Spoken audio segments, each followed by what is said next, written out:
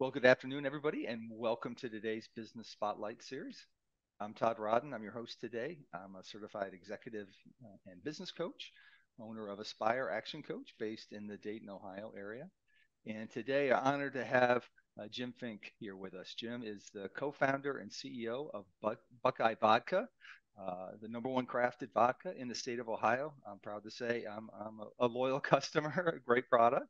And so we're interested in having a very spirited conversation here today with Jim as he tells his very fascinating entrepreneurial story of starting up Buckeye and growing it to the presence that it has today. So if you're new to the Spotlight series, encourage you to like and subscribe to the channel so that way you'll receive future interviews such as this as well. So Jim, welcome to the Spotlight series. We're thrilled to have you here, and maybe just take a minute, introduce yourself, and tell us a little bit about Buckeye.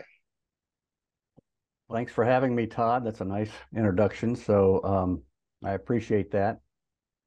I don't know how exciting it's going to be for everybody, but Buckeye Vodka, I don't know where you want me to go. You want me to tell you how we got started? Buckeye Vodka is the number one selling, like you said, Ohio-made vodka. It's a very clean, smooth vodka. I was glad to hear that you're a loyal customer. That's good to know. So you know what I'm talking about. We really work hard at that, and it's affordable, which is all part of the business plan when we first started out. So maybe talk about how you got started, why vodka, Okay. and tell us that little bit of that startup story here. Okay. Well, in 2008, most people remember, as I know you will, it was the worst of the economy, at least in my lifetime, and I'm into my 60s, mid 60s. So, the crash, the housing market crash, and everybody I knew was suffering. Business owners, friends, relatives, literally everybody was hurting to some degree. And that was true with my family business. And my family business, I have a business called the Finke Company, which started in 1886 by my great grandfather and grandmother, and we've wholesaled everything you don't eat in a grocery store. Brooms and mops, batteries, health and beauty care, stationery, and school supplies, things like that. And we did that to independent food, drug, and mass merchants. Well, that business had been going kind of on a downward, slant because, there aren't any more. If you think about it, there's no more independent drugstores. There's very few independent food stores and mass merchants. So, we were looking for something to do. In Dayton here, as you know, NCR pulled up stakes. They moved out of town, took 500-600 high-paying jobs with them. The GM plant right down the street from me closed, and that was a big hit as well to our economy. So, like I said, everybody was hurting, and we were not immune to it, as I just mentioned. So, my brother, who went to the University of Dayton and moved down to Texas, he had just retired for the second time, and we've always been, best of friends, and always kind of toyed with the idea of getting in business together. And he came up, and we were looking through the typical ways of finding a different route for our business. And, you go to the business brokers, and anybody who had something to sell wasn't selling it because they didn't think they were going to get enough for it at the time. And people who did want to sell, they were selling a distressed business, which, I already had one of those. I wasn't looking for Don't another give one of me those. more of that, right? Yeah. Yeah. And so, we were sitting back. I was in my warehouse one day. I've got a 50,000 square foot warehouse, and it's, half empty. I'm thinking, what am I going to do with this place? I literally am doing that. I remember it like it was yesterday. My brother calls me up from Texas. He goes, and he's all fired up. He goes, "Hey, Jim," he said, "what gets better in a down economy?" I'm like, Chris, I'm really not in the mood today. Why do you ask? He said, "What are you doing more of these days?" And I've just jokingly said, well, I'm drinking a lot more, And he said, exactly. He said, "Why don't we make a vodka?" So we'd been through, all, like I said, all the different routes of trying to figure out something to do. And it just kind of intrigued me. I'm like, why do you say that? He goes, "Well, I got a buddy down here who's really doing well with it." And it wasn't Tito, but he said, like he's a member of the same place where I play golf, and let's, I'll get in touch with him. I said, okay. So we started researching the business, and 80 proof vodka is, 60% water. It's 40% alcohol, 60% water. My brother-in-law and my sister, Nancy, owned Crystal Water Company, and they were having the same problems. If there's a down economy, people who have, these are the water coolers with the 5-gallon jugs on top, that he rents out there. And when times are tough, people are just going to start drinking tap water. So he had a lot of these coolers coming back to him, and he had half of his building filled with these coolers. And so, we said that this may be a match made in heaven, right? So we've got the water. He had a really high end distilled water. So you made distilled water, which is almost like medical grade, which is what we use in our vodka. Nobody else can afford to do that. It's too expensive. So we started doing research and found out that in 2009, the gallon sales of vodka were higher than they were, year prior. In 2007, 2008, and 2009, they kept growing, the gallon sales, but the sales remained flat, which meant people were taking a step down on the shelf. They were sacrificing their quality for their quantity. Also, back then, I think we were the second, certainly the first one in Dayton, to have a distillery, right? Maybe the second or third in the state. But that business was supposed to be like, the projections were, I think there was 40 in the United States, and I think the projections were to be 400 in 10 years. Well, there's much more than that. So, everybody and their brothers gotten into this business, it seems like. So that was good. And we thought if we could make a high quality vodka, we were all vodka drinkers. If we could make a high quality vodka and do it at a reasonable price, then we would have, because everybody's hurting, right? That was our business plan. So we started building out.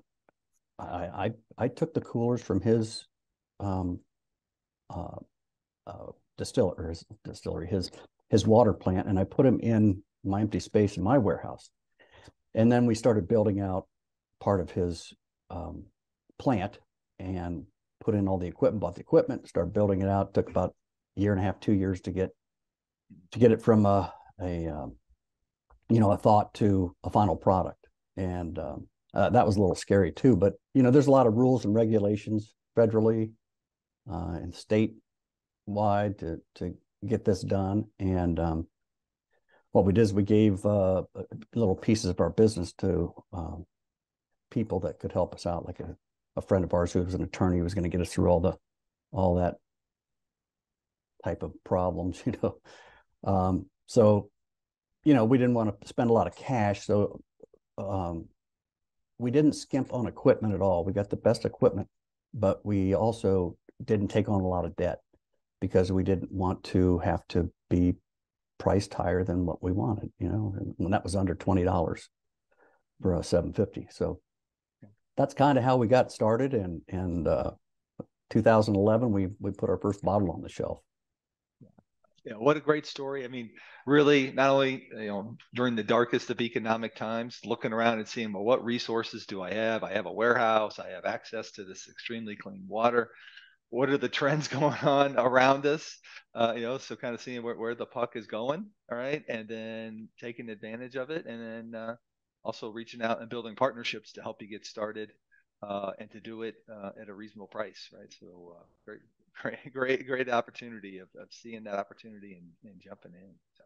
Yeah, it was nice to do something in the worst of times, like, for Dayton, employing people from Dayton and try to keep, there's no reason that you have to go to a different country or anywhere else to get a good vodka.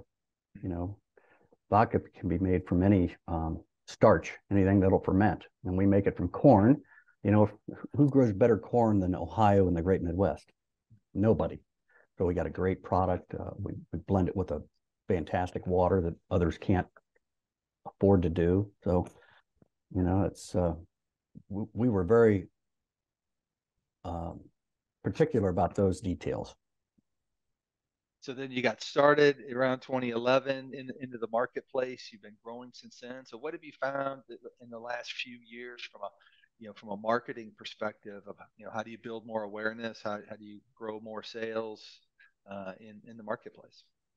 That is a great question. I wish I had the answer to it, really, because we've tried so many different things, and it's really, it really is mostly word of mouth. And we spend money on our social media, trying to figure out how to get awareness. We don't have the cash that Tito has or anybody like that has.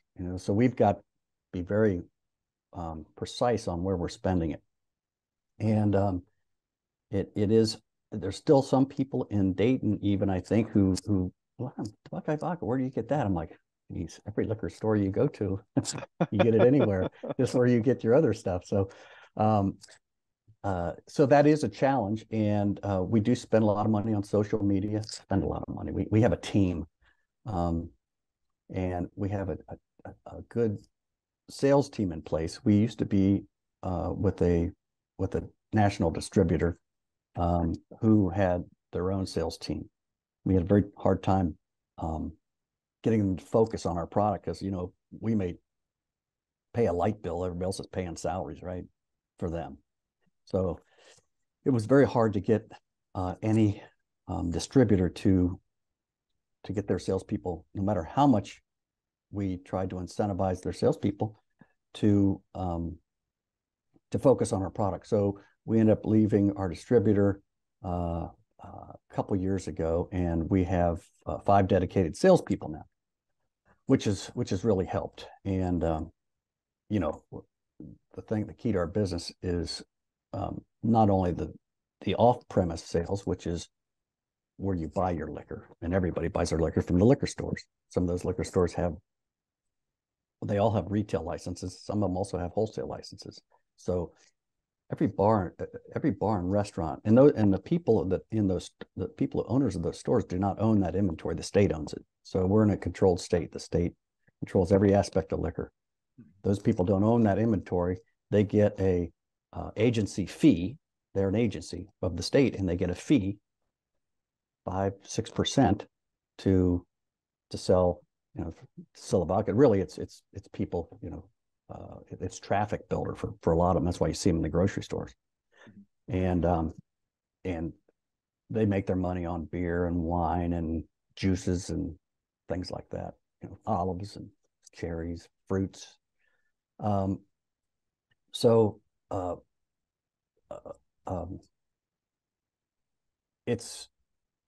it's important to have a good sales team in place, because they, on the on-premise side, which is the bars and restaurants, they're not only, our salespeople aren't not only take care of those off-premise places, trying to build displays and have awareness in the stores about it.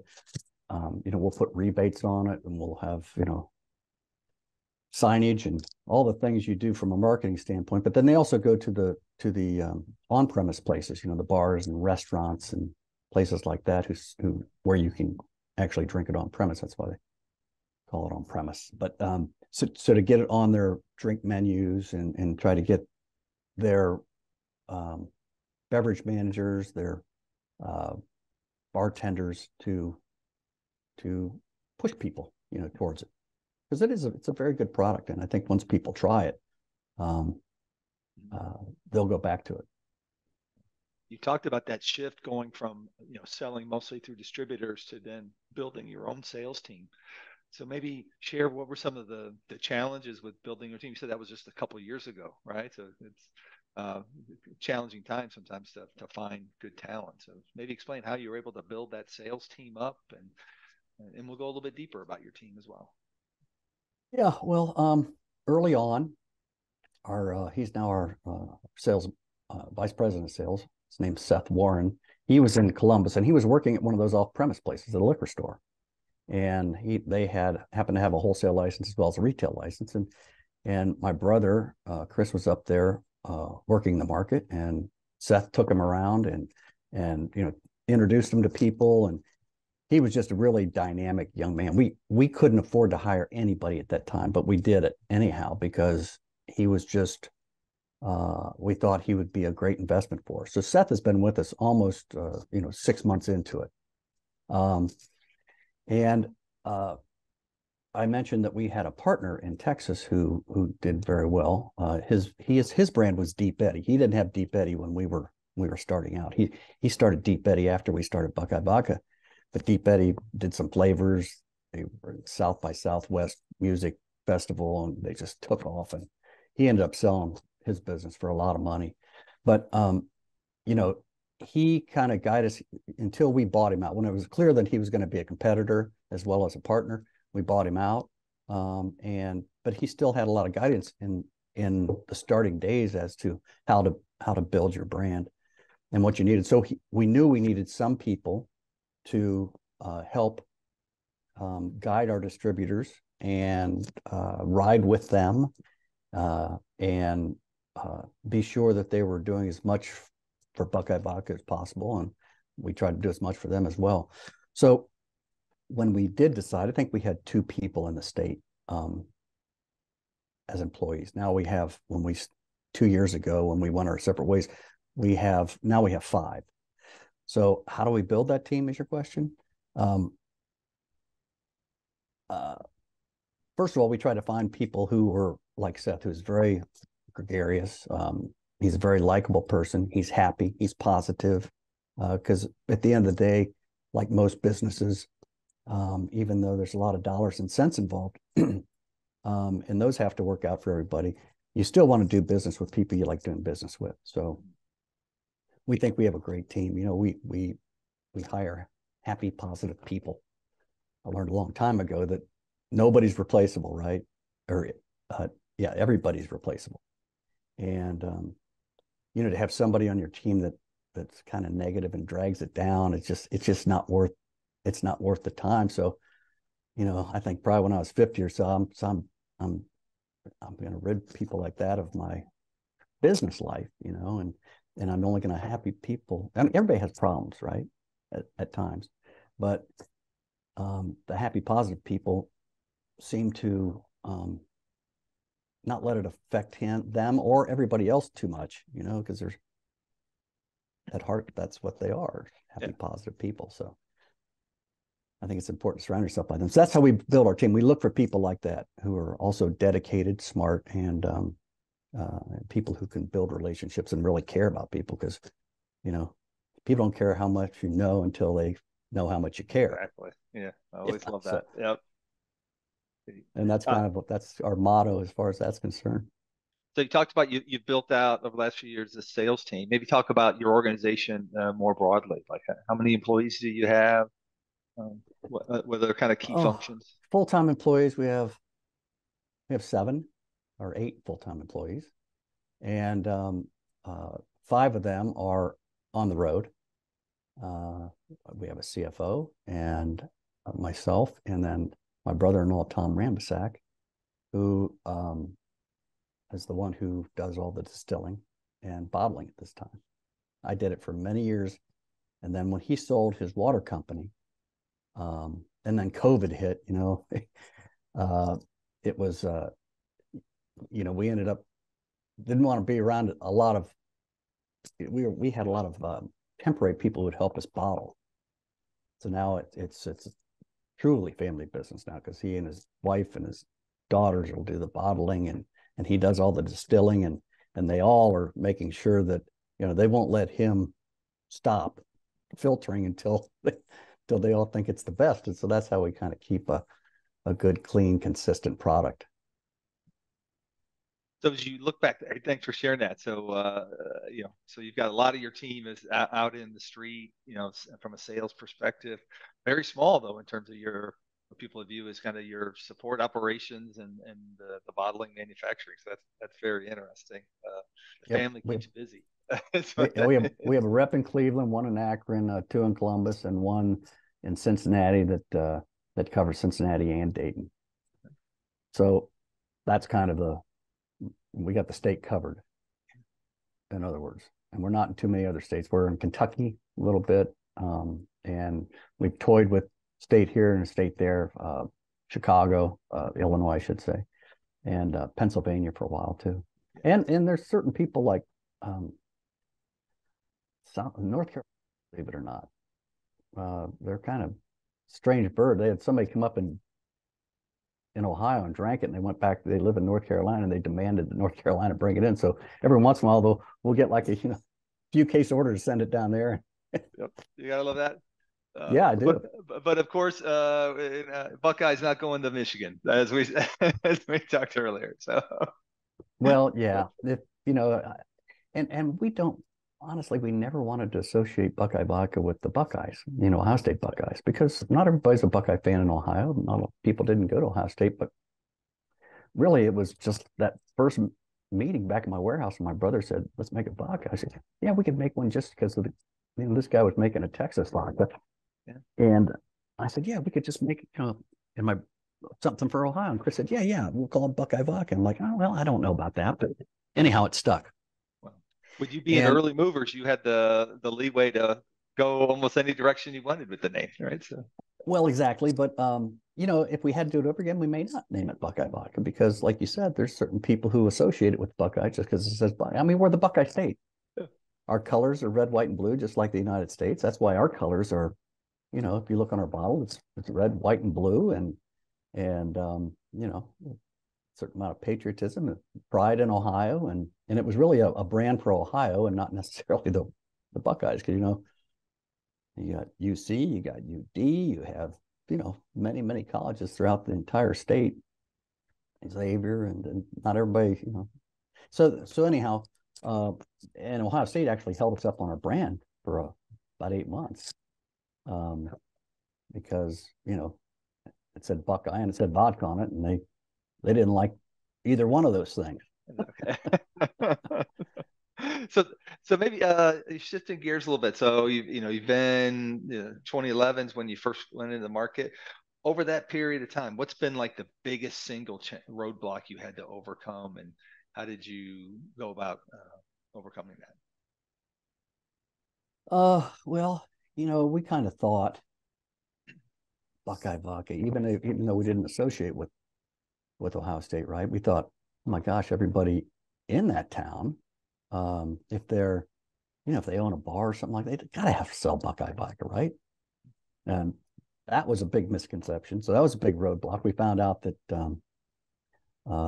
there's a lot of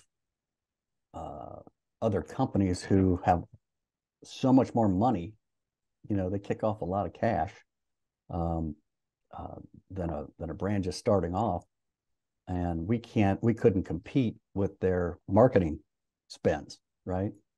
And some of these places were getting crazy things that we couldn't compete with. So one of the misconceptions, one of the biggest hurdles to get over is trying to get it in bars and restaurants, for game days, especially because that's their big time of year, and people do a lot of spending of marketing money to get their product, get them to use their product during those periods of time. So that was a big hurdle, and thinking just because it's from Ohio and it's a vodka, everybody would try it, and so basic things like that didn't necessarily happen the way we thought they might have. Probably the biggest hurdle. So as you look forward, what's the biggest challenge you see ahead of you for the next year or so? Well, it's still distribution, especially in the on-premise sites, and there's a lot of national companies who have national contracts with liquor companies. So getting it in some of those places, the national franchise places, it's very difficult to do because we don't have a national presence. And so it's still getting people to try it. And once they do, I think that they'll like it, and then get them to make it their brand of choice, as hopefully you have. I think you said that before we started, which is good. Oh, yeah. We definitely have. Oh, it's always in the cabinet when it's we really appreciate empty. that. So yeah, there you go. So it's still distribution and getting it on menus, and in there's a certain amount of places that you will never get in. I shouldn't say never. That it's more difficult to get in because they have national contracts and we're not a national company. self-defense. So we rely a lot on the local economies, the local restaurants, the local bars. And that's good because they rely on the local people for their livelihood as well. So then what's your dream? So that's kind of the near term challenge. What's your dream 3, 5 years from now? Where you see the business being then? Well, I I think we would like to continue to build our team, and to once we feel we can get up to a certain amount of cases in the state, then we will take it elsewhere. Because there's a lot of people, we get people all the time through our website who are, hey, when's it going to be in Arizona? When's it going to be in Florida? Can we get it in New York? We get that all the time. So I guess it's people coming in and trying it, or word of mouth or something like that, or maybe they are maybe they're from Ohio, or maybe they are a Buckeye fan. I don't know. Who want to get it, and so spreading out. I mean, that would be the number one goal. Once we figure out, once we get to the point in Ohio where we think it's time, because no matter where you go, you got to spend a lot of money. Yeah, because every state has different rules and requirements, right? And that's not so hard, but it's still building out a whole other team, or starting again with a distributor, and then going through the challenges that we know are there with them, because you really do have to have your own people, what we've kind of figured out. So it's not cheap to do that. There's a lot of cost involved in hiring people, as you know. Yep. Healthcare, and yeah, and we do really try to take care of our salespeople, and our team. We think we have a really good team, and we meet with them every Tuesday and a few times a year in person. So, and we want them to make a very good living. So we incentivize them as much as we can, and treat them honestly as we treat our family in this business, because that's really what it is. It's our family away from our true family, the wife and kids. So Jim, you've been an entrepreneur for, sounds like, much of your life, even before Buckeye Vodka. So as you look back, and we have lots of folks who were early in their entrepreneur journey here. As you look back, what's the one thing you wish you could tell yourself back when you were starting the business, the thing you know now that you wish you knew then? Well, the first thing I think would be, like I said, you surround yourself with happy, positive people, because your life will be a lot better off for it. And like I said before, everybody is replaceable. So, and life is short. So, enjoy the journey as well. It's not a sprint, it's a marathon. And when times get tough, and they are going to get tough, everybody goes through very difficult times. You just got to power through, and then to find a way to balance that along with your family life, because there's nothing like working for yourself, but it takes Saturdays, Sundays, nights, all of that. But my wife and I have 4 children. They're all grown now, but they weren't when we started out. They were all in grade school, and I think one was in high school. And the nice thing about, even though you have to work hard, being your own boss, is you can, if you're managing your time properly, you can work hours that they don't even think you're working, and still have time for, to coach and go to their dance recitals, and football and basketball and golf and soccer, all that stuff. So I think anybody who wants to start their own business, I encourage that 100% because there's a lot of flexibility to it, even though it's going to be a lot of hard work and getting through some difficult times where you want to quit or fire yourself. Yeah.